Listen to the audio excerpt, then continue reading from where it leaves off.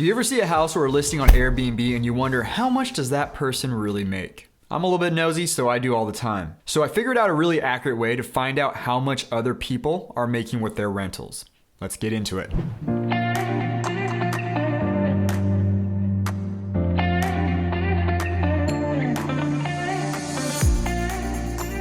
As an investor, I need to know how much money I can make, or even lose. That's why it's super helpful to research an area and understand the numbers. Run the numbers. RTN. Claimed it first, Rob. But also part of my nature, just being me, I am so curious of what other people are making, especially with these crazy type of builds. I do it in 5 steps. I pull up the property on Airbnb and AirDNA. The free version is sufficient here. And the first step is I figure out how long has a listing been active. Step 2 is I calculate the average stays per month. Third is I estimate the average occupancy rate. Fourth is the average nightly rate. And fifth, I plug it into this formula to calculate annual gross revenues. And quick, gross revenue is that like button and subscribe to the channel if you want to see how I estimate the profitability of the top Airbnb in the United States. And if you don't thumbs up this video and subscribe to the channel, this video is automatically going to stop until you do. I'm just kidding. To figure out profitability, it does require a little bit of sleuthing, but it's a good thing that I'm quite the sleuth from my sleuthing days of researching how to level up and beat bosses in my video games. No? Just me?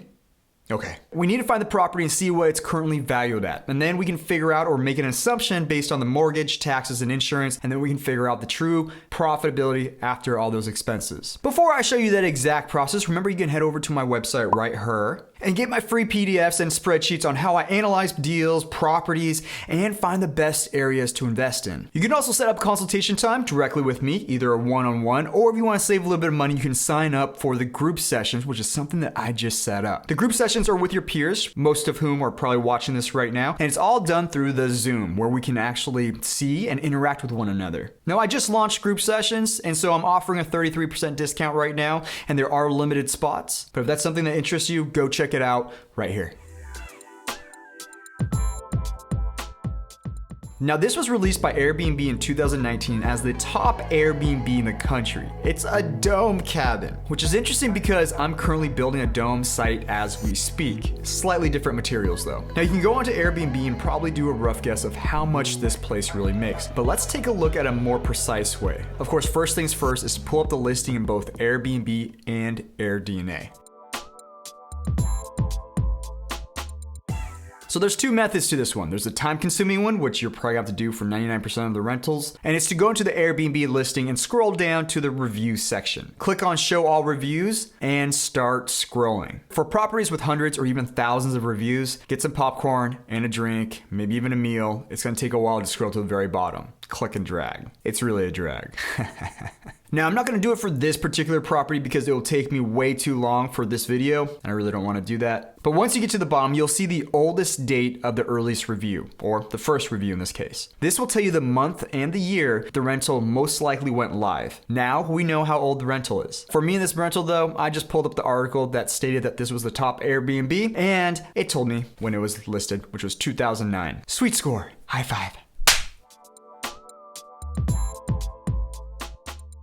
The next step allows you to guesstimate the occupancy rate without having to pay your first child to the AirDNA platform. It's super expensive. You take the total number of reviews and you divide by the age of the rental in months. Now, very generally speaking, 7 to 8 stays per month is a great scenario to get between 80 to 100% occupancy. Occupancy. Again, I did not drink before this. I don't know why I'm slurring my words. Of course, this will fluctuate depending on average nights per stay. But broadly speaking, I've noticed that a 2.5 night per stay is a good average to work with. This dome cabin is averaging nearly 11 stays per month. Absolutely insane.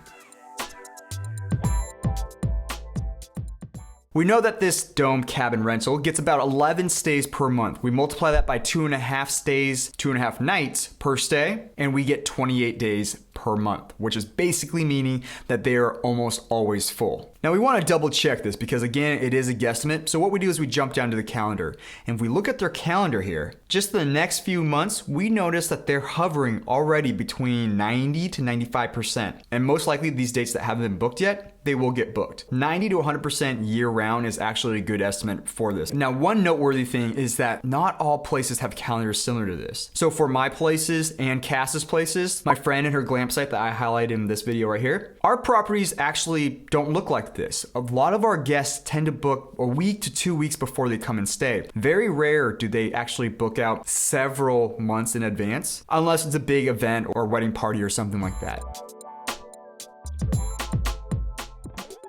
It's really easy to get the average nightly rate. All we need to do is go into AirDNA, find the listing, and it's right here. Now this takes into account weekends, weekdays, and holidays. And for our little listing here, we are getting a whopping $167 a night. Not too bad. We now have all of our numbers and we simply plug it into our formula. We multiply the average nightly rate by the average occupancy rate, and in this case we're going to use 90% just to be conservative, and that gives us $150 per night, which is the effective rental rate. Multiply that by 365 days in a year and we get, drum roll, I'm not sure if I have sound effects for this, but $55,000 per year in gross revenues. Pretty dang good just for one door, and not a very big door. So now that we know how much revenue we're making, that doesn't mean that they get to keep all $55,000. There are fees associated to owning the piece of property, especially if a mortgage and taxes and insurance and all that stuff. We first pull up Zillow and we try to find the site. Now this can take some time and there's a little bit of an artwork to this, but with some practice, it gets a lot easier. Airbnb won't give us an exact address or location until we book, and obviously I don't want to spend that money just to get the address. So I go into AirDNA and I zoom into the map. Once I'm zoomed in, I'm looking for cross streets and landmarks. And then I go over to my other window of Zillow and I start looking for those same exact landmarks and streets. And once I find it, what? T-Swift? Somebody has a sense of humor. Now I scroll down and I notice that it was built in 1982, and without any recent sales, I can assume that this was and is still the original owner and builder. And being that they've owned it for almost 40 years, I can also assume that they've paid off the mortgage on this place already. So they are keeping a very large chunk of that $55,000. Outside of cleaning, maintenance, supplies, and maybe some utilities, I'd guesstimate that they're probably keeping between $40,000 to $45,000 of that original $55,000 each year. But I also want to know what I would cash flow if I were to purchase a property similar to this. And in order to do that, we scroll back up to the top and we look at the Zestimate, which shows us $450,000. And I also know based on Zillow that they pay $5,200 a year in taxes. And with some quick math that I'm not going to show you here, I know that that equates to, for mortgage and taxes, is going to be about $2,100 a month. Assuming the profits of the rental is $40,000 a year, I'd still be cash flowing over $1,200 each month after paying all expenses for the entire property. And this doesn't include the 5-bedroom house that sits on this 10 acres. And honestly, just by looking at the dome cabin, it probably didn't cost them any more than between $25,000 to $30,000 to build that thing out if it has all running utilities. And to be quite honest, they could have even built it for half that price. Great investment, great returns. The beauty of RTN. Always RTN, run the numbers. It gives you the ability to sneak a peek of the future. Remember, you can book a consultation session with me, one-on-one or in a group session if you want to save a little bit of money. We can go over everything from real estate, buying raw land, building a house, getting permits, financing, and even container homes and glam sites. Head over to the website, book a session, or just get some free guides and PDFs and spreadsheets that helped me retire early with real estate. Remember to send me some love through that like button and subscribe to the channel and hitting that bell button if you want to see more content just like this. Other than that, I love you all. Thanks so much for watching. I'll see you in the next video. Kai out.